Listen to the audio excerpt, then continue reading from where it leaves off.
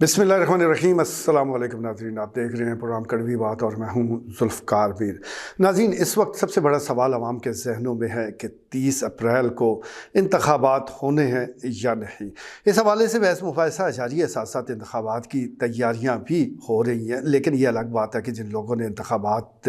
की तारीख़ का ऐलान किया है, शायद उनको भी पूरी तरह यकीन नहीं कि 30 अप्रैल को इलेक्शन होने वाले हैं। बहरहाल इस दफ़ा जो डिस्ट्रिक्ट रिटर्निंग ऑफिसर्स है, प्रिजाइडिंग ऑफिसर्स हैं, वो अदलिया की बजाय ब्यूरोक्रेसी से लिए गए हैं। अपोजिशन का ये मुतालबा था कि अदलिया से रिटर्निंग ऑफिसर लिए जाए, लेकिन निगरान हुकूमत ने यह मुतालबा नहीं माना और पंजाब के जितने अजला हैं वहाँ के DC साहबान को ही डिस्ट्रिक्ट रिटर्निंग ऑफिसर की ज़िम्मेदारियाँ सौंप दी गई है। अब जिस तरह इलेक्शन की सिमत बढ़ना चाहिए, शायद हम उतनी तेज़ी के साथ तो नहीं बढ़ पा रहे, क्योंकि आज बताया जा रहा है, ख़बर यही आ रही है कि जब मुख्तलिफ़ उम्मीदवार जिन्होंने इलेक्शन में हिस्सा लेना है वो नामज़दगी फार्म के हसूल के लिए मुतल्लिका ऑफिस गए तो उनको यही जवाब दिया कि अभी तो ये फार्म आए ही नहीं है। बहरहाल कल से ये मिलना शुरू हो जाएंगे, लेकिन जैसा मैं गुजारिश कर रहा हूँ कि इस वक्त तक किसी को यकीन नहीं है कि इलेक्शन होने वाले हैं। हाँ, शायद अगर किसी सियासी जमात के हवाले से हम बात कर सकते हैं कि उसको पूरा यकीन है 30 अप्रैल को इलेक्शन होंगे, तो वो जमात इस्लामी पाकिस्तान है, क्योंकि गुज़श्ता रोज़ उन्होंने ना सिर्फ ये कि PP 21 के लिए अपने उम्मीदवार का ऐलान किया, बल्कि उसके इंतखाबी दफ्तर का भी इफ्तिताह कर दिया। और इस इफ्तिताई तकरीब अमीर जमात इस्लामी शुमाली पंजाब डॉक्टर तारक सलीम मेहमान खुसूसी थे, जबकि PP 21 के लिए जिन उम्मीदवार का ऐलान किया गया है वो ज़िले अमीर भी है, यानी मोहम्मद अशरफ आसफ साहब, उनको बतौर उम्मीदवार सूबाई असम्बली हल्का PP 21 जमात इस्लामी के प्लेटफार्म से मैदान में उतारा गया है। इसका मतलब ये है कि अगर हम ज़िला चकवाल की बात करें तो ये पहला इलेक्शन ऑफिस है जो खुल चुका है। इस तकरीब का अहवाल जिस तरह बताया जा रहा है और जिस किस्म की सूरत हाल वहाँ मौजूद थी कि बड़ी तादाद में जमात इस्लामी के कारकुनान जमा थे, मकसद यही था कि अगर इलेक्शन ऑफिस का इफ्तिताह है तो पता भी चले कि जमात का कैंडिडेट इलेक्शन लड़ने जा रहा है। माजी की बात अगर हम करें तो काफ़ी हलकों में जमात इस्लामी का अच्छा वोट बैंक हुआ करता था, ख़ास तौर पर पंजाब के कई हलके ऐसे थे और चकवाल समेत जहां वो खातर ख्वाह तादाद में वोट हासिल कर लिया करते थे। लेकिन फिर वक्त ने करवट दी और आहिस्ता आहिस्ता ये वोट कम होने शुरू हो गए और अब सूरत हाल बहुत ज़्यादा ख़राब हो चुकी है। लेकिन मौजूदा जो इलेक्शन है, इस हवाले से फिर से उम्मीद हो चली है कि शायद जमात इस्लामी पाकिस्तान फिर से अच्छे वोट हासिल कर सके, क्योंकि जिस तरह कराची का इलेक्शन हुआ, बल्दियाती इलेक्शन, और उसमें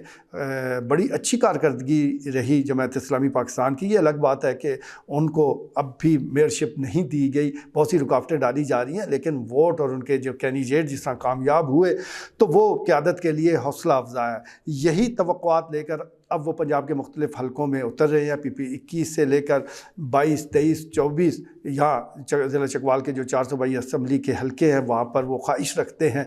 कि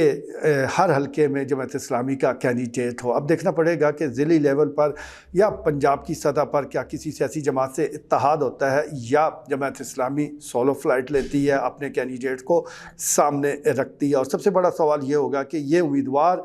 कितने वोट हासिल कर सकते हैं। इस वक्त अगर हम कारकर्दगी की बात करें तो पाकिस्तान तहरीक इंसाफ की भी 3.5 पौने 4 साल हुकूमत रही। उससे पहले जो रवायती सियासी जमातें हैं वो भी बारी बदलते हुए, बारी लेते हुए मुख्तलिफ़ अदवार में हुकूमतें करती रही। तो कम से कम ऐसे लोगों की बड़ी तादाद मौजूद है कि जो इन सियासी पार्टियों से मायूस हो चुके हैं, तो उनके लिए ये अच्छा प्लेटफार्म है, एक अच्छी चॉइस है कि वो जमात इस्लामी को आज़मा सकते हैं। लेकिन ये वोटर का हक़ है कि वो वोट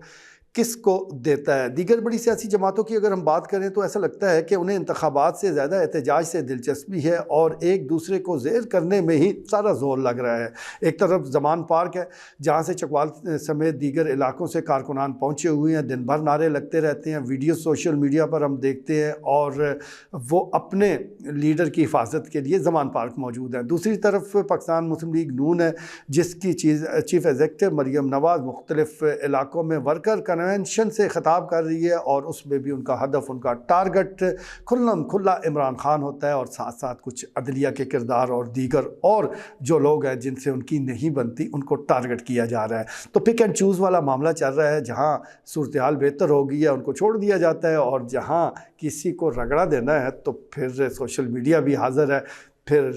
جلسے بھی ہیں، ورکر کنونشن ہے اور دیگر اور پلیٹ فارم ہیں جس کے ذریعے ان شخصیات پر تنقید کی جا رہی ہے۔ بہرحال اس وقت سب سے بڑا مسئلہ تو مہنگائی ہے، اور مہنگائی کے خاتمے کے حوالے سے عام لوگ پر امید ہے کہ شاید الیکشن کے نتیجے میں کچھ بہتری آ جائے، اور بہتری تبھی آئے گی جب آپ صحیح طریقے سے ووٹ کا حق استعمال کریں گے۔ جہاں تک جماعت اسلامی کے اس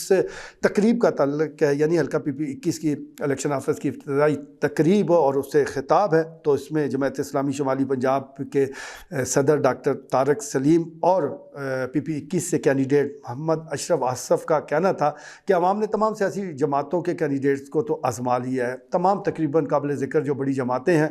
وہ حکومت میں آ چکی ہے، اور PDM کے ذریعے تو اب چھوٹی جماعتیں بھی حکومت کا حصہ بن چکی ہیں، تو ان لوگوں سے تو مسائل اب پاکستان کے